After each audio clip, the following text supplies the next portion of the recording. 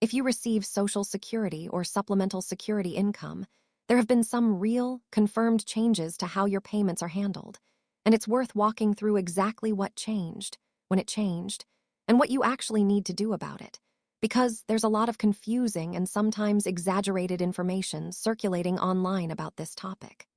Let's start with the biggest one, the shift away from paper checks entirely. Back in March of 2025, an executive order called Modernizing Payments to and from America's Bank Account directed federal agencies, including the Social Security Administration, to stop issuing paper checks for most federal payments.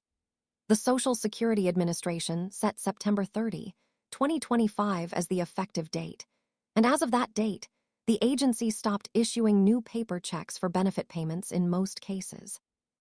According to the agency's own numbers, less than 1% of beneficiaries were still receiving paper checks by that point, since the vast majority of the roughly 70 million people receiving Social Security or SSI already used direct deposit or the Direct Express prepaid debit card. The Social Security Administration has said it planned to complete the full transition to electronic-only payments during 2026, and it has continued reaching out directly to the small remaining group still on paper checks to help them switch before facing any disruption. Why make this change at all? The Social Security Administration and Treasury Department have cited a few concrete reasons. According to Treasury figures, printing and mailing a single paper check now costs a little over $3, roughly 20 times more expensive than an electronic payment. So at the scale of tens of millions of monthly payments, the cost difference adds up quickly for the federal government. There's also a security argument. The agency states that paper checks are about 16 times more likely to be lost, stolen, altered, or returned as undeliverable compared to electronic payments, which matters a great deal if a check goes missing and someone is depending on that money to pay rent or buy groceries that month. If you're someone who still receives a paper check and hasn't switched yet, you do have real options, and none of them require you to do anything complicated. The most direct path is setting up direct deposit through your personal, My Social Security, account online at SSA.gov, where you can add or update your bank account information yourself in just a few steps. If you don't have a bank account at all, the Direct Express program offers a prepaid debit card specifically designed for federal benefit payments, and you can enroll either online at usdirectexpress.com or by calling their enrollment line. It's worth understanding how that card actually works, since it's genuinely different from a regular bank account. Direct Express is a prepaid MasterCard issued through the Treasury's Bureau of the Fiscal Service, and your monthly benefit is automatically loaded onto it on your regular payment date.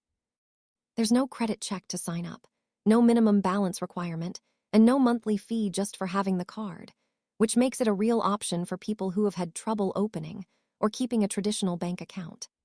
Most everyday uses of the card are free. You can make purchases anywhere that accepts debit MasterCard, get cash back for free when you make a purchase at many stores, and withdraw cash for free at any bank or credit union teller that displays the MasterCard acceptance mark.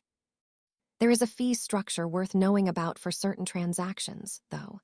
You get one free ATM withdrawal for each monthly benefit deposit, and that free withdrawal stays available through the end of the following month if you don't use it right away. After that first free withdrawal, additional withdrawals at network ATMs cost roughly 85 cents each. Non-network ATMs may add their own surcharge on top of that. Transferring money from the card to a personal bank account costs about $1.50 per transfer.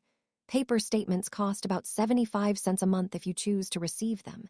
And replacing a lost card costs around $4 after your first free replacement each year, with a faster, expedited replacement costing more. None of these fees are large individually, but they're worth knowing about so they don't catch anyone by surprise. And the simplest way to avoid most of them is to take your one free ATM withdrawal for the full amount you'll need that month. Use the card directly for purchases rather than converting to cash whenever possible, and get cash back at the register during a purchase, instead of making a separate ATM trip. It's also worth being clear that these changes apply broadly across the different types of Social Security payments, not just retirement benefits.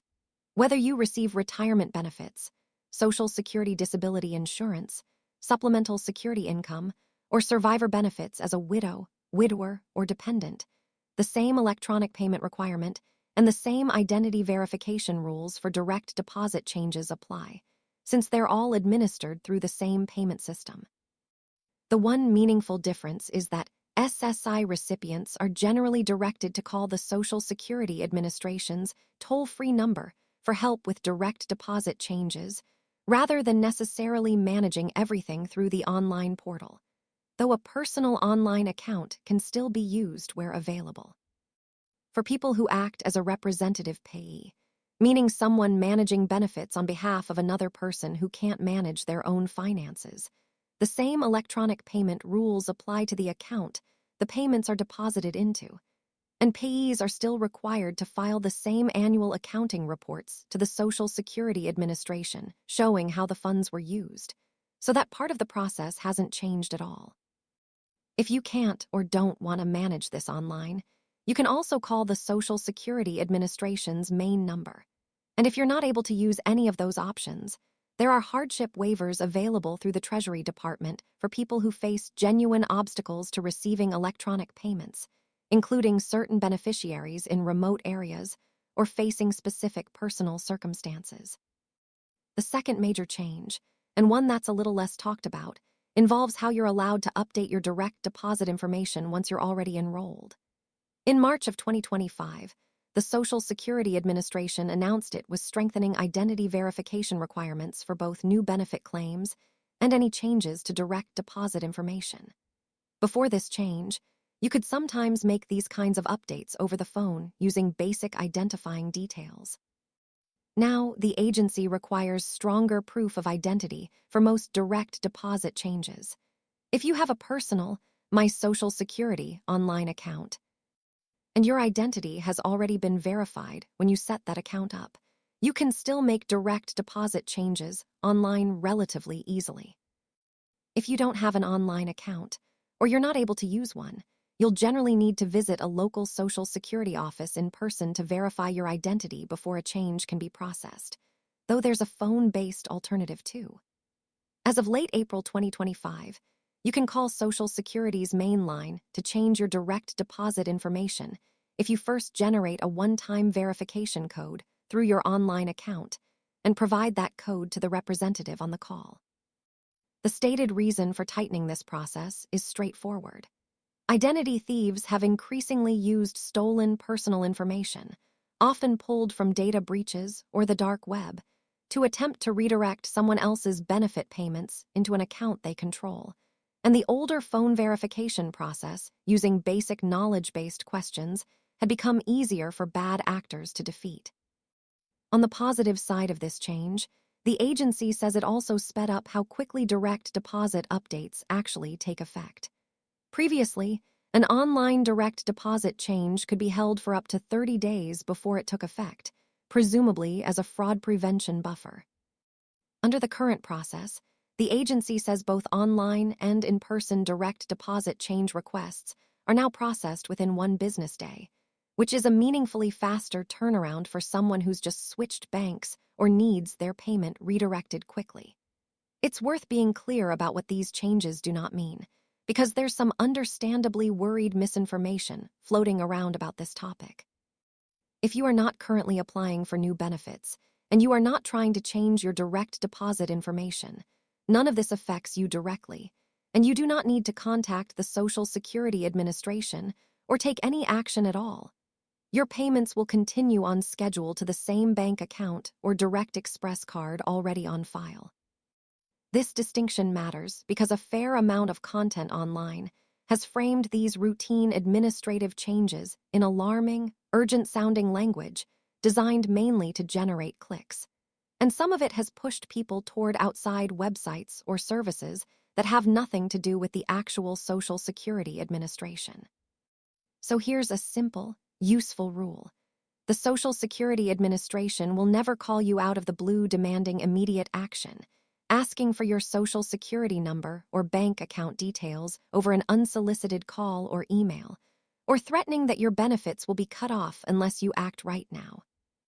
Official communication about these changes comes either by mail, through your verified online account, or by contacting the agency yourself directly using the number printed on your Social Security card or found on SSA.gov. If someone contacts you first, especially with pressure or urgency, and asks you to confirm personal or banking details, that is a strong signal of a scam, not an official update, and you should hang up or ignore the message and instead contact the Social Security Administration yourself using a number you already know is legitimate. It's also worth mentioning a few other routine updates that took effect alongside these payment and verification changes, just so you have the full, current picture.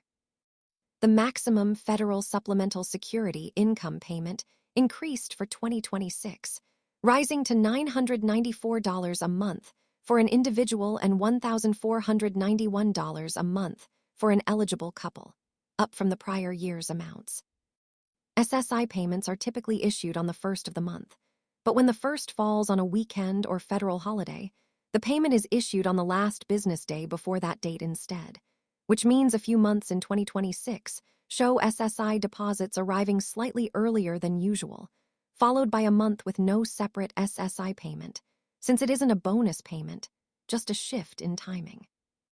For most retirement, survivor, and disability beneficiaries, payments continue to follow the long-standing Wednesday schedule tied to your date of birth, a system the agency has used since 1997, so the overall rhythm of when your money arrives each month generally hasn't changed, even as the method of delivery has shifted entirely to electronic payments.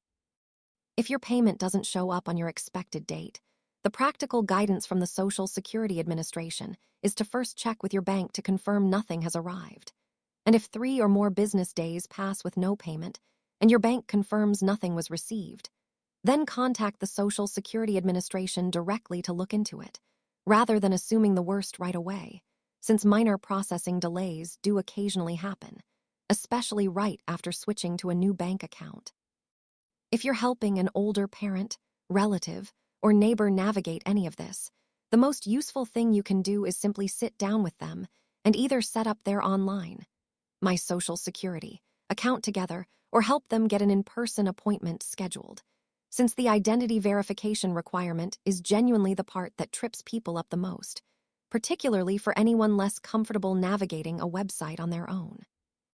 To summarize where things actually stand, paper checks for Social Security and SSI have been phased out in nearly all cases since September 30, 2025. Direct deposit and the Direct Express prepaid card are now the standard ways benefits are delivered. Changing your direct deposit information now generally requires stronger identity verification, either through your verified online account or in person at a local office. Updates that do go through are now processed within about 1 business day instead of the previous 30-day hold. And if you're not actively changing anything, your payments continue on the same schedule with no action required on your part.